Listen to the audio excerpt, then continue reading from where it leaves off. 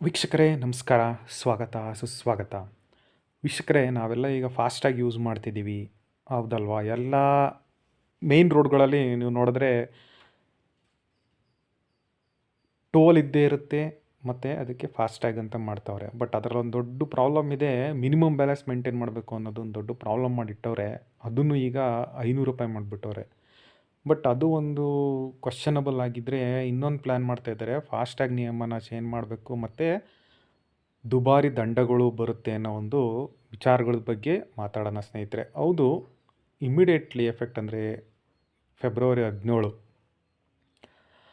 ಆ ದಿನಾಂಕದಿಂದ ಫಾಸ್ಟ್ಯಾಗ್ ರೀಚಾರ್ಜ್ಗಳಲ್ಲಿ ಒಂದು ವಹಿವಾಟಲ್ಲಿ ಸರ್ಕಾರ ಸ್ಟ್ರಾಂಗ್ ರೂಲ್ಸನ್ನು ಜಾರಿ ತರಬೇಕು ಅಂತ ಮಾಡ್ತಾಯಿದ್ದಾರೆ. ಏನಿರ್ಬೋದಲ್ವಾ? ಕುತೂಹಲ ಇದೆ ಏನು ಅಂತ.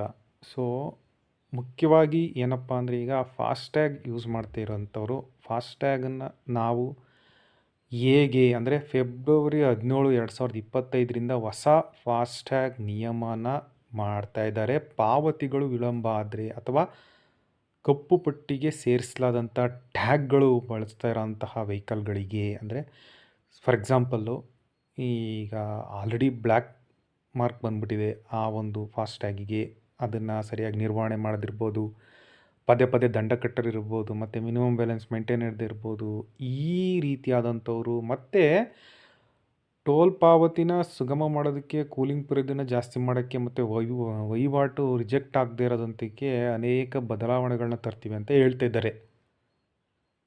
ಮುಖ್ಯವಾದ ಕ್ವಶನ್ ಏನಪ್ಪ, ಇವ್ರು ಏನು ಹೇಳ್ತಿದ್ದಾರೆ ಅಂದರೆ, ಪಾವತಿಗಳು ವಿಳಂಬ ಅಂದರೆ ಸಮ್ಟೈಮ್ಸು ನಾವು ಟೋಲ್ನ ಕ್ರಾಸ್ ಮಾಡಿಬಿಡ್ತೀವಿ, ಓಕೆ, ಆದರೆ 15 ನಿಮಿಷ ಆದ್ರೂ ಟೋಲ್ ವಹಿವಾಟು ಆಗಿರಲ್ಲ. ಆ ಟೈಮಲ್ಲಿ ಇವ್ರು ಏನು ಮಾಡೋಕ್ಕೆ ಪ್ಲ್ಯಾನ್ ಮಾಡ್ತಾವ್ರೆ, ಹೆಚ್ಚುವರಿ ಶುಲ್ಕ ಹಾಕಬೇಕು. ಫಾರ್ ಎಕ್ಸಾಂಪಲ್ ನಮಗೇನೋ ₹50 ಕಟ್ಟಬೇಕು ಅಂತ ಇರುತ್ತೆ, 15 ನಿಮಿಷ ಆದರೂ ನಮ್ಮದು ಅಕೌಂಟಿಂದ ಟ್ರಾನ್ಸ್ಫರ್ ಆಗಿರಲ್ಲ. ಆಗ ಏನು ಮಾಡ್ತಾರೆ ಇವರು, ಹೆಚ್ಚು ಮತ್ತೆ ಅದಕ್ಕೆ ದಂಡ ಹಾಕಬೇಕು ಅಂತ. ಇದು ಒಟ್ಟಿಗೆ ಬಳಕೆ ಮಾಡೋರ ಮೇಲೆ ಪ್ರಾಬ್ಲಮ್ಮೇನೆ, ಅಂದರೆ ಸಾಮಾನ್ಯ ಮನುಷ್ಯರು ನಿಮ್ಮಂಥವ್ರ ಮೇಲೇ ಪ್ರಾಬ್ಲಮ್ಮು.